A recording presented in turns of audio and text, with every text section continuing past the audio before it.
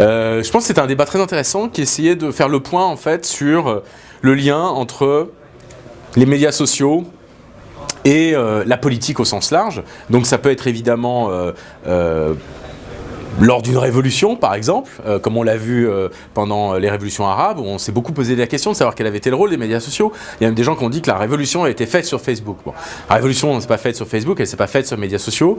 Mais en revanche, dans le cas des révolutions arabes, elle s'est faite de deux manières sur Internet. Elle s'est d'abord préparée dans les têtes.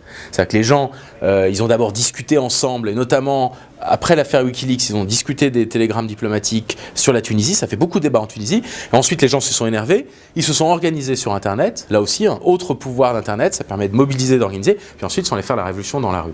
Et je pense qu'en fait, en Europe, aux États-Unis, on vit un peu ces deux angles, ces deux changements que Internet peut produire dans le champ politique. Aujourd'hui, le débat public, il a lieu sur les médias sociaux. Il y a des millions de conversations qui ont lieu tous les jours et dans laquelle il y a du sujet politique qui est débattu. Donc ça, évidemment, c'est un point très important. Et puis le deuxième, c'est qu'Internet, c'est plus simplement un lieu d'échange et de débat, c'est un lieu d'organisation et de mobilisation. Quand on est un parti politique, on peut facilement aujourd'hui structurer ses militants pour les envoyer à un meeting, pour faire du porte-à-porte, pour faire du téléphone, pour aller discuter sur Internet. Mais tout ça, vous allez l'organiser à partir d'Internet. Donc c'est ça, à mon avis, qui est extrêmement important. Et puis ce qu'on constate aussi, et qu'on a discuté un peu dans ce débat, c'est le fait qu'on vit aujourd'hui des campagnes qui sont transmédiatiques.